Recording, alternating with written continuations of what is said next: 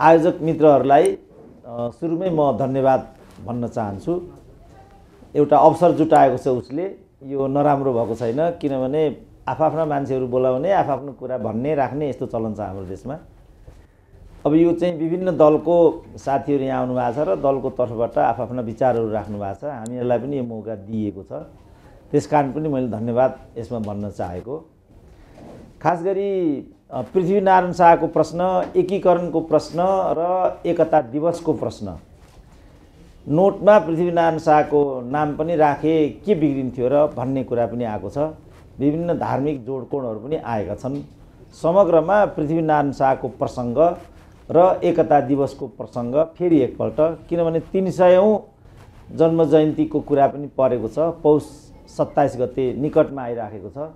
लगातार सामाजिक जीवनहरूले चाहिँ यो महत्त्वलाई अपनाइरहेका छन् र अभिव्यक्ति दिइरहेका छन्।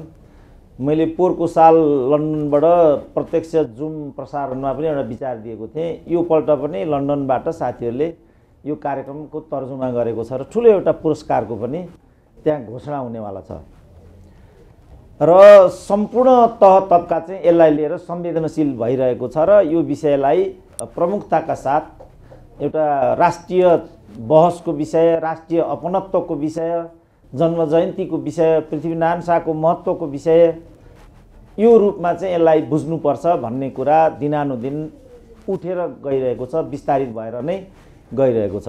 हाम्रो नेपालको कुरा गर्दाखेरि लामो समय हाम्रो मोदनाथजीकै अग्रसरतामा, उहाँकै अभिभावकत्वमा भनौँ न, अब हामीहरूले मात्रै गरेको भए त कुटपिट गरेर यिनीहरूले टाउकै उडाइदिन्थे होला, किनभने मोदनाथ त एउटा हाइटको मान्छे भएको हुनाले उहाँलाई प्रतिगामी भनेर फलानु भनेर टाल्न सक्ने स्थिति थिएन। लामो समयसम्म साथीहरूले अनेक नाममा उहाँलाई अगाडि राखेर यो अभियानलाई हामीले यहाँसम्म ल्याएको। त्यो बिचमा यस्तै मञ्चमा आएर एकता दिवसको कुरा गर्ने, पृथ्वी जयन्ती मनाइनुपर्छ भन्ने सारा कुरा गर्ने मानिसहरू अनेक पटक मन्त्री महामन्त्री भएको पनि विगत छ। तर जब जब उहाँहरू मन्त्री हुनुहुन्छ त्यसपछि यो कुरा चटक्कै बिर्सिनुहुन्छ। मन्त्री भएर जब फेरि सडकमा आउनुहुन्छ फेरि यो कुरा उहाँहरू गरिहाल्नुहुन्छ। त्यसपछि पनि यस्तो स्थिति उत्पन्न भएको भन्ने मलाई लाग्छ। त्यसकारणले पनि यसको वास्तविकताको जग खडा गर्नु सबभन्दा राम्रो हुन्छ।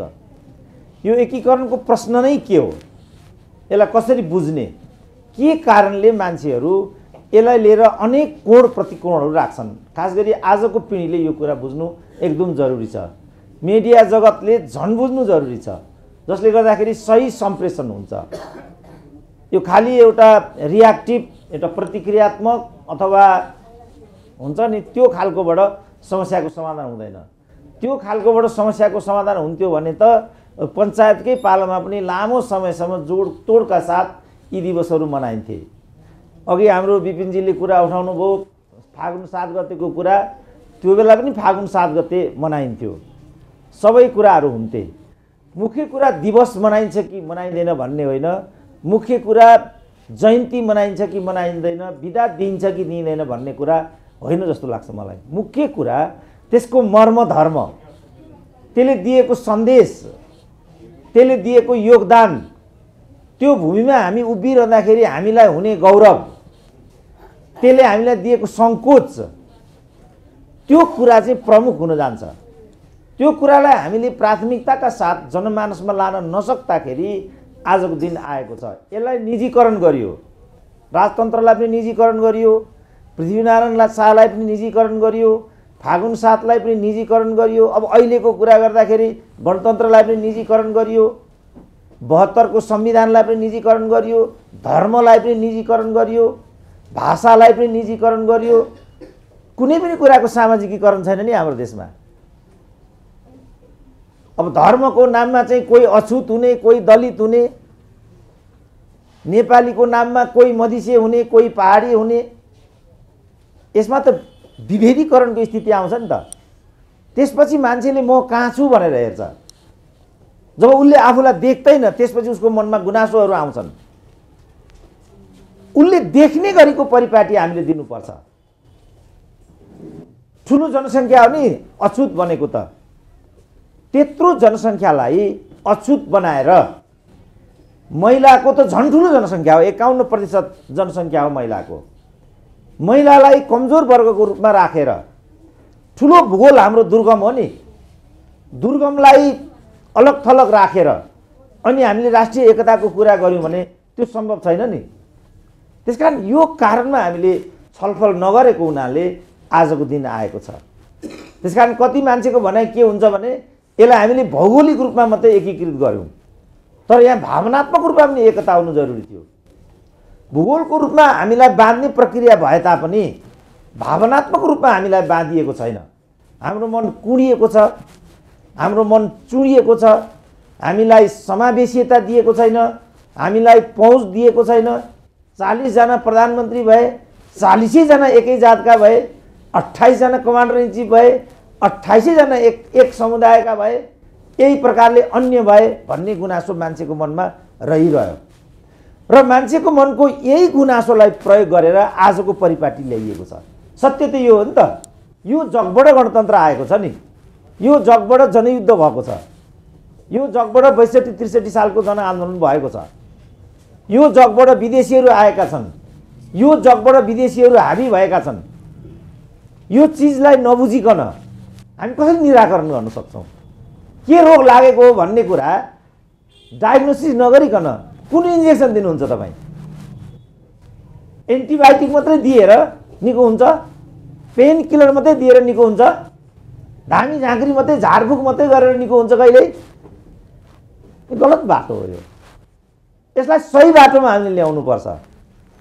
यसको लागि हामीले आलोचनात्मक रूपले, आलोचनात्मक भएर, आत्मआलोचक भएर मैले ठिक गरेँ, म मात्रै राम्रो थिएँ, मैले गरेको हेर त तिमीहरूले के गर्योबाट समस्याको समाधान हुँदैन। हामीले पनि केही बिरायौँ होला, यिनीहरूले पनि केही बिराएका छन् होला, तर एउटा कुरा भन्ने प्रश्न के छ भने आम नेपाली जनताले केही पनि पाएको छैन, कुनै तह तबकाले केही पनि पाएको छैन भनियो भने मलाई लाग्छ त्यो अन्यथा हुँदैन। तर त्यो केही नपाएको वर्गले आफ्नो भावनालाई सार्थक बनाउनको लागि दुईटा मात्रै विधिहरू छन्। एउटा निर्वाचनको विधि, अर्को चाहिँ जनविद्रोहको विधि। निर्वाचनको विधिमा जाने हो भने हामीले जस्तो धर्मको कुरा गर्यौँ, हामीले सङ्घीयता भएनको कुरा गर्यौँ, हामीले अहिलेको राज्य प्रणाली भएनको कुरा गर्यौँ, तर हामी निर्वाचनमा जाँदाखेरि जो यो बिगार्ने छ तिनीहरूकै पक्षमा मतदान गरिदिन्छौँ। पटक पटक, एक पटक मात्रै होइन। हामी सङ्घीयता भएन भन्छौँ, जनमोर्चालाई भोट हाल्दैनौँ। हामी हिन्दू राज्य चाहिन्छ भन्छौँ, राप्रपालाई भोट हाल्दैनौँ। फेरि भन्नाले जसले हिन्दू धर्मको एजेन्डा उठाएको छ, जसले सङ्घीयताको एजेन्डा उठाएको छ, अब हामी सङ्घीयता भएन भन्ने, जसले ठुलो ठुलो सङ्घीयताको कुरा गर्छ ती मत हालिदिने। धर्मनिरपेक्षता भएन भन्ने, जो धर्मनिरपेक्षतावादी छ ती गरेर मत हालिदिएपछि त्यो प्रतिनिधि त्यही अनुसारका हुन्छन् र तिनीहरूले त्यो अनुसारको राज्य व्यवस्था ल्याउँछन्, त्यो अनुसारको सामाजिक व्यवस्था ल्याउँछन्। एकीकरण दिवस त्यहाँ वञ्चितमा पर्छ, राजतन्त्रको कुरा त्यहाँ वञ्चितमा पर्छ, समग्र इतिहास त्यहाँ वञ्चितमा पर्छ। अब हामीले रोएर त्यो चिज आउँदैन नि, त्यसको लागि त हामी अगाडि आउनै पर्छ, हामीले आवाज दिनै पर्छ। मुख्य कुरा त्यसलाई हामीले शक्तिमा रूपान्तरण गर्नै पर्छ, हाम्रो प्रतिनिधि त्यहाँ पुग्नै पर्छ। त्यो जबसम्म हुँदैन तबसम्म हामीले चाहेको कुरा केही पनि हुँदैन। तपाईँहरूले लेखेर राख्नु होला, हामीले चाहेको कुरा केही पनि हुँदैन यो बाटोबाट। यसलाई कसरी सार्थक बनाउने प्रश्न त यो हो नि त।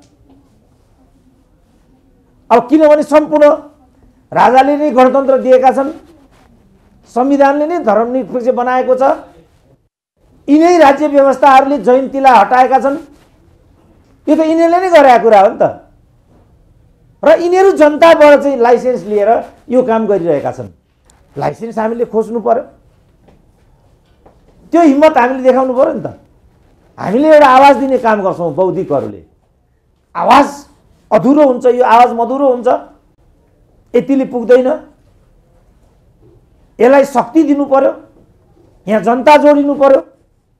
अनि वर्चस्वले अहिले माले भन्नु चाहिँ हाम्रो बेलबासेजीहरू बिचरा झापाको आन्दोलन उहाँहरू नै पार्टी भएको नेकपा माले निर्माण गरेको होइन।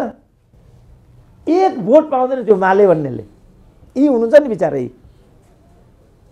अब हाम्रो नेमकिपा रोहित राष्ट्रियताको आवाज दिन्छ नि त, खुम्चिँदै खुम्चिँदै खुम्चिँदै भक्तपुरबाट आउने निर्वाचन हो आफ्नो वार्डमा सङ्कुचित हुनुभयो भने तपाईहरु त्यसलाई ठुलो नठान्नु होला। चित्रबहादुर केसीको कुरा त्यही छ। 82% हिन्दूको कुरा छ। ओमकार गरेर 95% भन्ने छ। त ती 95%ले आफ्नो प्रतिनिधि खडा गरेर एकै ठाउँमा भोट हाल्दै हुँदैन? किन उनीहरू विभाजित भइरहेछन् त? अनि उनीहरू 95% छन् भने त्यसको ग्राफ कहाँ छ त?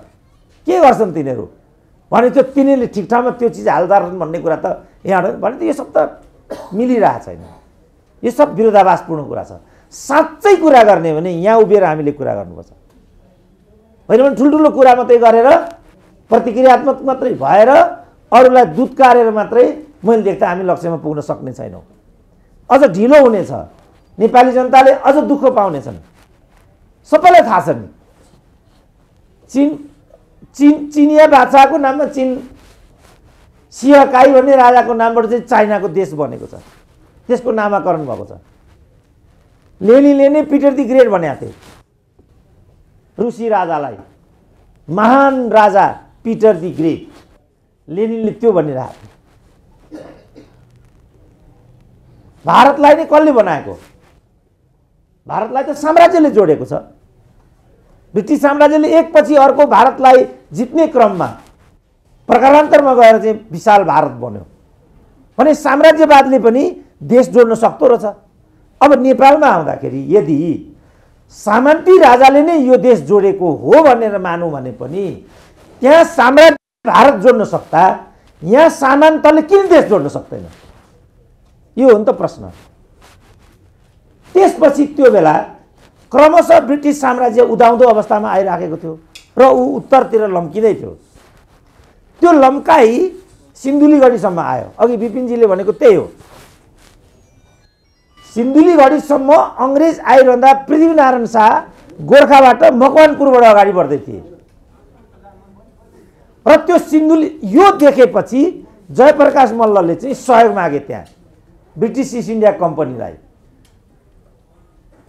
त्यो सहयोग यहाँ आइसकेको भए आज हामीले नेपाल र नेपाली भन्ने परिचय कुनै हालमा पाउने थिएनौँ। जयप्रकाश मल्लले ब्रिटिस इस्ट इन्डिया कम्पनीलाई यहाँ निमन्त्रण गर्ने जुन गल्ती गरे त्यसपछि उनीहरूले यो राष्ट्र निर्माण गर्ने औचित्य समाप्त गरेको कुरा त्यहाँ हो। इतिहासले त्यसबापत त्यो पद्धतिलाई त्यो परम्परालाई अस्वीकार गरेको र शाही परम्परा यहाँ हाबी भएको। किन? शाही परम्पराले चाहिँ विदेशीहरूसँग जुधेर यो राष्ट्र निर्माणको प्रारूपलाई सुदृढ र सुनिश्चित बनाउने यो अभियानलाई अगाडि बढायो। यो महत्त्वलाई अपनाऊ भन्ने कुरा हो। यो जयन्ती भन्ने राजाको जय जयकार गरौँ भन्ने कुरा होइन। यो हामी आफै राजाको जय जयकार गर्नेपट्टि छैनौँ। तर राजतन्त्रले जुन योगदान दियो र यो देश जोड्यो यो गरेर उसले सबैभन्दा ठुलो काम गरेको छ र आजको पिँढीलाई यो जानकारी दिनुपर्छ भन्ने अभिप्रायले जयन्तीको भावना आएको। यो चिजलाई हामीले समात्नुपर्छ। यो चिजलाई हामीले बुझ्नुपर्छ र ठिकसँग बुझ्नुपर्छ। जस्तो बिस्मार्कको कुरा आयो नि, बिस्मार्कले जो जर्मनी निर्माण गरे, बिस्मार्कले जर्मनी निर्माण गर्नुभन्दा 100 वर्ष अगाडि पृथ्वीनारायण शाहले यो काम गरेको।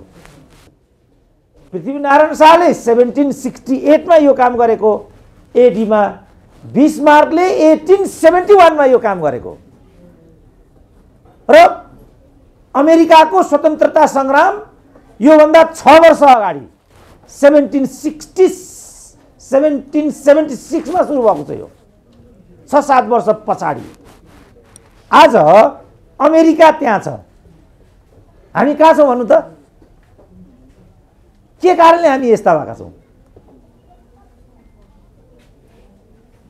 भुटानलाई कृषि गर्न सिकाएको, पशुपालन गर्न सिकाएको नेपालीहरू यहाँबाट 16औं शताब्दीमा, गोर्खाबाट 16औं 17औं शताब्दीमा नेपालीहरू भुटान गएर पशु पालन गर्न र कृषि व्यवसाय गर्न सिकाएको नेपालीहरूले अब त्यही भुटानका भुटानीहरू अहिले हामीलाई कोभिडको भ्याक्सिन दिने ठाउँमा पुगिराखेका छन्। हामी सगौरव त्यो थापिरहेका छौँ। के कारणले यस्तो भयो? त त यो चिज नबुझ्दासम्म त केही पनि बुझिँदैन। मैले यो चिज खुब मैले कक्षामा पनि बुझाउन खोजेँ, आम जनसमुदायमा पनि बुझाउन खोजेँ, तर मैले पार लाउन सकिनँ। उहाँहरूलाई कि गुणगान चाहिएको छ, कि प्रशस्ति चाहिएको छ, कि बखान चाहिएको छ। अब युनिभर्सिटीको प्रोफेसर जस्तो मान्छेले, अनुसन्धानमा विश्वास गर्ने मान्छेले त्यो काम त गर्नै सक्दैन नि। त्यो हामी गर्नै सक्दैनौँ। हामी राजामा पनि खोट देख्छौँ, हामी रैतीमा पनि खोट देख्छौँ, हामी नेताहरूमा पनि कमजोरी देख्छौँ, बौद्धिकहरूमा पनि अवसरवाद देख्छौँ। हामी जम्मैमा यो कुरा देख्छौँ। तर जम्मैमा यदि राम्रो कुरा छ भने त्यो राम्रो राम्रो चाहिँ हामी लिन चाहन्छौँ। राजामा पनि राम्रो छ भने हामीले लिनुपर्छ, आफैमा पनि नराम्रो छ भने त छोड्नु पर्यो नि। त्यसकारण संस्कृतमा एउटा श्लोक के छ भने, म संस्कृत जान्दिनँ, नत्र भने संस्कृतमै भन्थे, गुरुकै भए पनि त्रुटि छ भने देखाइदिनुपर्छ, शत्रुकै पनि राम्रो छ भने मानिदिनुपर्छ। त्यो नै महानता हो। गुरुले भनिहाल्नुभयो भइगयो भन्ने होइन। गुरु भन्दैमा समाजलाई मिश्रित गर्न पाइँदैन। गुरु यो भएन है भन्नुपर्छ। शत्रुले नराम्रो खराबले नै भए पनि यदि राम्रो कुरा गरिदिएको छ भने त क्या बात गरिदियो, शत्रु नै भए पनि। जब रामायणको युद्ध सकियो, युद्ध सकिएपछि रामले भने लक्ष्मणलाई, बाबु तिमी जाऊ रावणलाई, धेरै नै ज्ञानगुणी मान्छे हो रावण त, केही ज्ञानगुणको कुरा अन्तिम समयमा भन्ने होला, तिमी सोधेर आऊ, त्यो अर्थी लिएर आऊ। रामले लक्ष्मणलाई भने, लक्ष्मण छक्क परे। जोसँग जीवनभरि लडियो, जसको लागि रामायणको युद्ध लडियो, त्यही खलपात्रसँग दाजुले केही कुरा सिकेर आ भन्नुहुन्छ भने यो कस्तो कुरा हो? होइन, एकदमै ज्ञानी व्यक्ति हो रावण त। केही कारणले यो युद्ध फसिरहेको छ, बा केही भन्नुपर्ने कुरा छ कि लक्ष्मण गए। लक्ष्मण गएपछि के भन्नु छ त भनेर भन्दाखेरि रावणले भने, आजको कामलाई कहिल्यै पनि भोलि नभन्नु। म किन पराजित बने भने विभीषण जस्तो भाइ मसँग भयो, तिमी किन विजयी बन्यौ भने, राम किन विजयी भए भने तिमी जस्तो भाइ रामसँग भए। आज हाम्रो समाजमा कति मान्छे विभीषण छन्? को राम हुन्, को विभीषण हुन्? मलाई लागेको थियो लङ्कादेखि स्वर्ग पुग्ने सुनको एउटा सिँढी बनाउला भनेर, तर मैले भोलि गरौँला पर्सि गरौँला भन्दा भन्दै यो काम साँचे समयमा त्यो काम नगरेको हुनाले मैले त्यो काम गर्न सकिनँ। यति कुरा मैले भन्नुपर्ने थियो, तिमीलाई भनेर अब म गएँ। रावण त्यहाँबाट बिदा भए। त्यसकारण शत्रु भन्दैमा त्यसको छेउमै जानु हुँदैन। गुरु भन्दैमा त्यसले राम्रो भन्दा कुरो, सही भन्दा अर्को कुरा गर्दै गर्ने भन्ने चेतनाबाट हामी अगाडि बढेका हौँ भने त्यो गल्ती हुन्छ। त्यसकारण म अन्तिमतिर आउँछु। पृथ्वीनारायण शाहको जयन्तीको कुरा आफ्नो ठाउँमा महत्त्वपूर्ण छ। सरकारले त्यसलाई लिएर आफ्नो नीति अगाडि गरे खास फरक पर्दैन, तर त्योभन्दा पनि महत्त्वपूर्ण कुरा चाहिँ पृथ्वीनारायण शाहको योगदान। पृथ्वीनारायण शाहका कारणले आज हामी जहाँ छौँ त्यो गरिमा हामीले जनजनसम्म लान सक्यौँ भने मलाई पूर्ण विश्वास छ एक दिन पृथ्वीनारायण शाहको स्थान यो समाजमा धेरै नै उच्च हुन्छ। किनभने आमा बाबु भन्दा माथि र आमा बाबु भन्दा महान कोही पनि हुन सक्दैन। हाम्रो समाज यस्तो कृतज्ञ समाज हो, सुकिलो लुगा लगाएर आमा बाबुलाई वृद्धाश्रममा छोडेर अनि नेपाल सरकारको सचिवको कुर्सीमा गएर टपक्कै बस्ने कृतज्ञ समाज हो। जबसम्म यस्ता मान्छेहरू हुन्छन् तबसम्म हामीले केही पनि मान्दैनौँ। जसले आमा बाबु मानेन त्यसले राष्ट्र निर्माता के मान्छ? त्यो अपेक्षा गर्नुकै केही अर्थ छैन। तर हामीले घचघच्याउन छोड्नु हुँदैन, यी बेइमानहरूलाई नङ्ग्याउन पनि छोड्नु हुँदैन। त्यसको बीचबाट हामीले एउटा सही परम्परालाई हासिल गर्नेछौँ र त्यो परम्परालाई माथि उठाउनेछौँ। फेरि एकपल्ट आजको कार्यक्रम आयोजना गरेकोमा र यो मौका उपलब्ध भएकोमा आयोजक साथीहरूलाई धन्यवाद भन्न चाहन्छु र 300 जन्म जयन्तीको उपलक्ष्यमा पृथ्वीनारायण शाहप्रति आफ्नो श्रद्धासुमन पनि व्यक्त गर्न चाहन्छु। धन्यवाद। त्यस्तो वखतमा एउटा धर्म प्रचार गर्ने पादरीका रूपमा, व्यापार गर्ने रूपमा जो विदेशी यहाँ थिए तिनीहरूलाई यहाँ बस्न दिने उनीहरूले चाहिँ नि यहाँ क्रिस्चियन धर्म फैलाउँछन् र हाम्रो अर्थतन्त्र डामाडोल पार्छन्। पृथ्वीनारायण शाहले तिनीहरूलाई देश निकाला गरिबक्सियो। त्यही अक्टोलोरीहरूको चाहिँ नि भारतको ब्रिटिस सरकारको सिन्धुलीगढी जो मेरो जिल्लामा पर्दछ, नेपाल कब्जा गर्ने हेतुले अङ्ग्रेजको विशाल सेना आयो।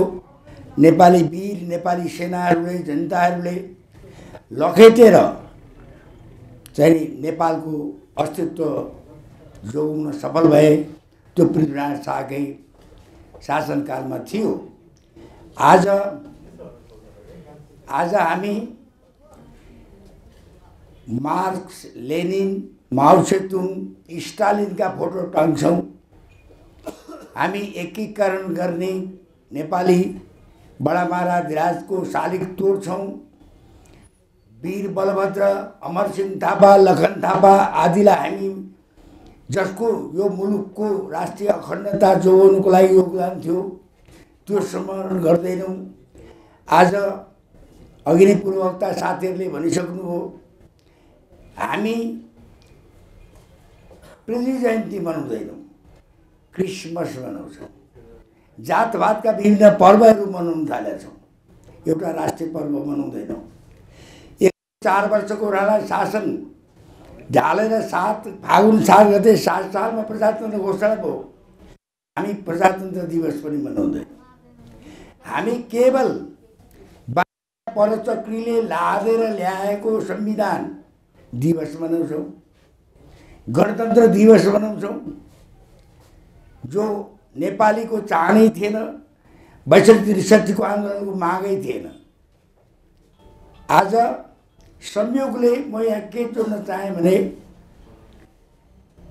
आज म नेपाली कङ्ग्रेसको नाताले आज बिपी कोइरालाद्वारा भारतीय निर्वाचनबाट 7-7वटा फाँसीका मुद्दाका बावजुद पनि नेपाल भित्रिएको दिन हो पुस 16 गते राष्ट्रिय एकता र मेलमिलापको नीति लिएर बिपी आउनुभयो। आज संयोगले त्यही दुईटै कार्यक्रम यहाँ जुधेको छ। आज बिपीले त्यो निर्णय गर्दाखेरि शीत युद्ध चरम उत्कर्षमा थियो। सोभियत दूरी, अमेरिकी दूरी। सिक्किम विलय भयो 75 मा। 71 मा बङ्गलादेश निर्माण भयो। भारतीय पल्टन 1 लाख पल्टन गएर त्यो परिप्रेक्ष्यमा नेपालको राष्ट्रियता सङ्कटमा छ भन्ने बुझेर फाँसीको परवाह नगरेर बिपी आएको दिन हो। आज मुलुक बिपीले जो भन्नुभएको थियो त्यो बेलाको शीत युद्ध शक्ति राष्ट्रहरूको अखाडा नेपाल भइरहेको। यहाँभन्दा के उदाहरण दिउँ? आज हामी इन्डो पेसिफिक, एमसिसी, बिआरआई जस्ता उत्तर दक्षिण र पश्चिमको जालोमा हामी फसिसकेका छौँ। त्यसकारण राष्ट्रिय एकता र मेलमिलापको नीति जसरी पृथ्वीनारायण शाहले नेपाल विभिन्न छरिएर बसेको साना भुरे टाकुरे राज्य एकत्रित भयो, त्यसैले बिपी कोइरालाले राजशक्ति, जनशक्ति, जनता सबै मिलेर यो मुलुक एउटा विग्रहमा, विखण्डनको अवस्थामा, खतरामा पुगेको छ। त्यो सबै शक्ति मिलेर पहिलो प्राथमिकता हो। पहिला राष्ट्र प्राथमिकता छ, त्यसपछि मात्रै काङ्ग्रेस, कम्युनिस्ट, एमाले, माओवादीका बाली लाग्छ। तर मलाई यहाँ भन्न के मन लागेको छ भने राष्ट्र मात्रै नेपालीको हुन सक्दछ। राष्ट्रपति त दलीय रुझानबाट आएका हुन्, त्यसले अभिभावक त मुलुकमा दिन सक्दो रहन्छ भन्ने राष्ट्रपतिबाट हामीले भोगिसकेका छौँ। त्यस आज सबै राजनीतिक दलका साथ एमालेमा भइकन पनि मोदराजी राष्ट्रियताको मामलामा अलग धार विचार प्रस्तुत जसरी गर्नुहुन्छ त्यसै गरी म नेपाली कांग्रेस पनि जुन अहिलेको चलन जो कांग्रेस जो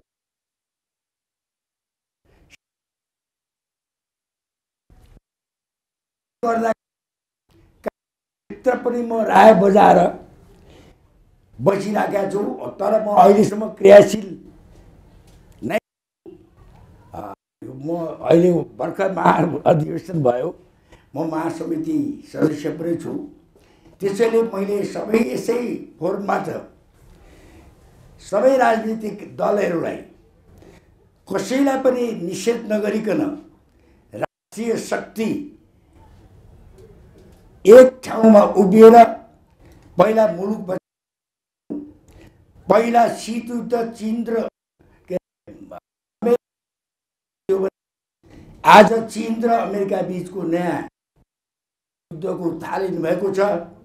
हामीले ढङ्ग पुर्याएनौँ, होस राखेनौँ, सन्तुलित परराष्ट्र नीति अवलम्बन गरेन,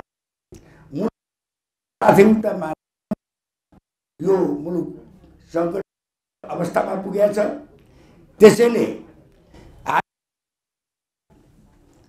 विषय नगर्ची जस्ता जनताको चाहना कालो पार्नेलाई छ, त्यसका कालो पार्नेलाई प्रधानमन्त्री युगमा जातभात राजनीति गरिराखेका छ। त्यसले यस पुरित अवसरमा मुक्तताको लागि